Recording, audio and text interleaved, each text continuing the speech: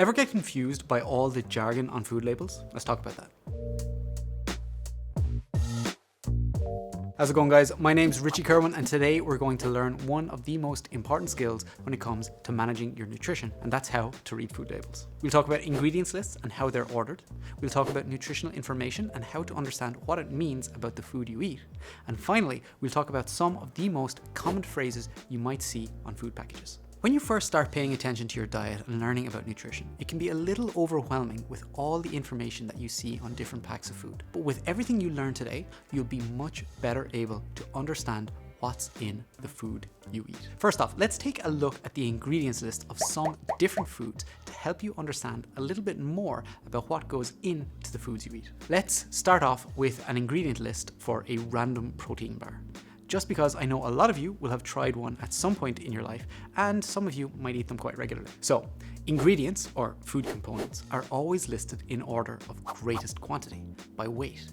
So whatever is first on the list means that it is the greatest single ingredient in the product.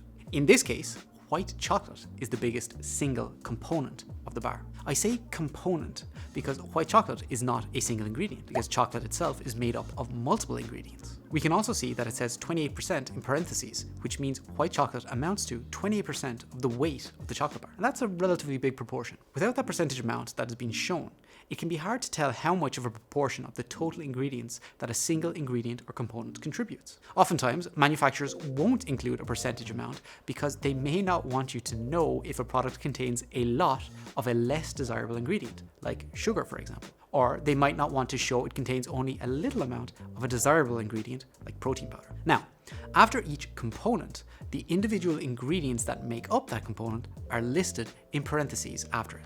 Here, the main ingredient of the white chocolate component is maltitol, which is a sugar alcohol or polyol. It has a lower calorie content than sugar and is often used in sugar-free chocolates and other products. You'll often see emulsifiers listed on ingredients labels. Many emulsifiers are naturally occurring, like here we have lecithins, which are not the same as lectins, which are found in things like egg yolks, soybeans, and sunflower seeds. Emulsifiers help water-based and fat-based ingredients to combine together properly. Now, the next part is something a lot of you will be interested in, and that's the protein blend. The ingredients are milk protein and soy protein. Because milk is listed first, we know it has more milk than soy.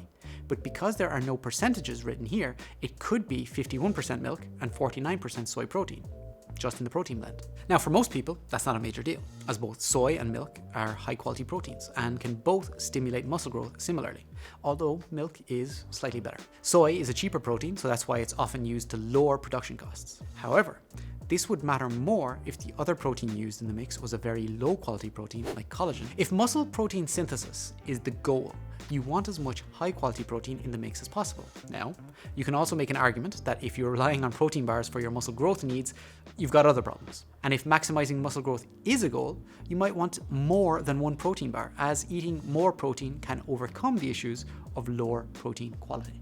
You might just be using protein bars as a lower sugar, lower fat alternative to a chocolate bar, in which case the protein used isn't all that important at all. Now, if we look at the next ingredient on the list, it's collagen peptides. So, if collagen comes right after the protein blend, there could be just a tiny little bit more protein blend than collagen. And because the protein blend is made up of milk and soy, well, there is a possibility that there is even more collagen in the bar overall than milk or soy protein alone. So basically, a bar like this could be using a lot of lower quality protein.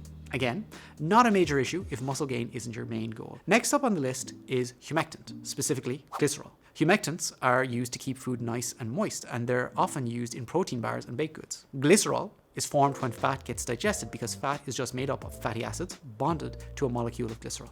There's also some sunflower oil, which is needed because fat improves the texture and flavor of a lot of foods. There's tapioca starch, which is probably used to improve the consistency and texture of the product.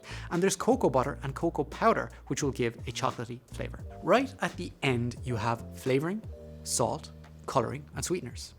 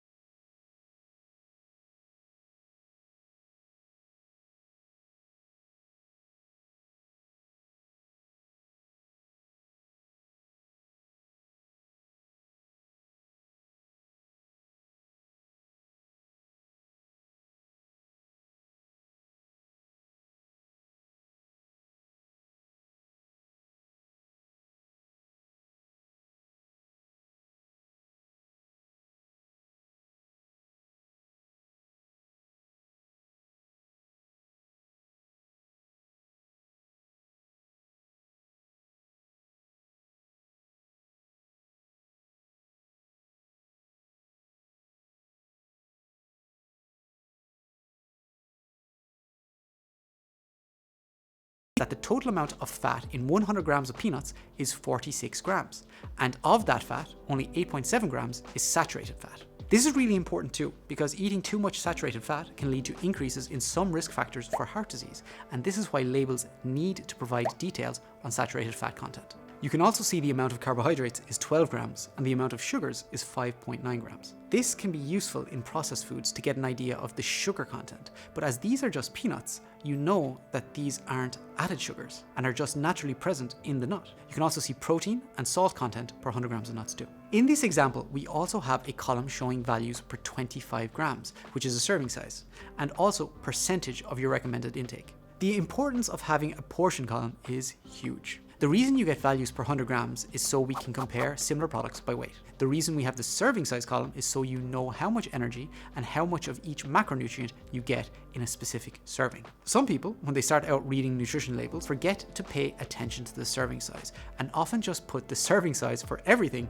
as 100 grams. This can make your calorie tracking really inaccurate. So for example, if a pack of peanuts has 100 grams total and you only eat a quarter, that means you're getting a quarter of the calories and macronutrients listed on the pack per 100 grams. That's useful to know if you don't have that second column with values present. Now, most macro tracking apps will list the nutrition values of a food per 100 grams, but will also allow you to change the portion you eat. So if a food is listed per 100 grams and you only eat 40 grams, just multiply by 0.4. On the other hand, if you eat, say, 250 grams, just multiply by 2.5. All you're doing is moving the decimal point on the weight in grams 2 places to the left. Now, something really important to watch out for can be labels on the front of packs. These often show the calories and fat content per portion. Many people read this and assume that a pack is one portion. So, if you bought this 100 gram pack of peanuts, you might think it's only got 148 calories, the calories per 25 gram portion, when in fact it has 593 calories per pack. That's a pretty hefty difference. So remember, always check the package to see how much a portion is and see how much is in the total pack. Don't make the rookie mistake of assuming that they're going to be the same. Now, while you always get the nutritional information per 100 grams, sometimes you'll have a portion that's a lot bigger than that. For this example, I'm using a recipe for protein oats that might be typical for some of you. As you can see here, 100 grams of this recipe has 141 calories and 9.9 grams of protein, which sounds like a really small breakfast. But when you see that the portion size is actually 415 grams in the second column, the calories and protein increase to 583 and 41 grams respectively. Now, if you don't have that second column, all you need to do is multiply the value in the 100 gram column by 4.15. Remember, you just need to move the decimal place of the weight in grams 2 places to the left and multiply by that. At the start, all these numbers can seem kind of meaningless, but if you start looking at food labels somewhat frequently, or you use a macro tracking app, you'll come to learn what foods contain what in terms of calories and macros. Over time, you'll remember which foods are good sources of specific macros, like protein, without having to look it up, and this will help you make better food choices in your daily life. Now, besides the nutrition information on packs, you'll also see a lot of labels such as gluten-free, sugar-free, low-fat, 100% natural, just for example. Do these even matter? Well, it kind of depends. If something says sugar-free or low-fat, in reality, you're better off checking the back of the pack to see the sugar and fat content and the total calories, because that's what really matters for many people's nutrition goals. If a product says high protein, you're better off checking how much protein you actually get per portion, because by legislation, high protein only means that 20% of the energy content comes from protein. So a 100 calorie cereal bar with 5 grams of protein can legally say it's high protein. That's far away from the 20 grams of protein you get in most protein bars. As for gluten-free, that only really matters if you're actually sensitive to gluten, which in reality is probably much less than 5% of the population. It doesn't make a product healthier or better for weight loss if it's gluten-free. The same applies to soy-free or nut-free products. And as for the 100% natural label, it means virtually nothing in terms of health, because there isn't a recognized definition for natural. It just means a product doesn't have any synthetic additives, which doesn't necessarily make a product healthy. To give an example, refined sugar is 100% natural, but it's probably not a good idea to eat a lot of it. An even better example is botulinum toxin, which is also 100% natural and produced naturally by bacteria. It also happens to be one of the most lethal toxins on the face of the earth, but it's natural, so it's okay, right? don't fall for that labeling scam. At the end of the day, learning the basic skills of label reading can help you learn a lot about what's in your food and what you eat, and help make your nutrition journey a lot easier and more manageable. I really hope this video has given you a good starting point when it comes to reading labels. As always, if you have any more questions, let me know in the comments below, and remember to like and subscribe to the Myprotein YouTube channel for more great, evidence-based nutrition information.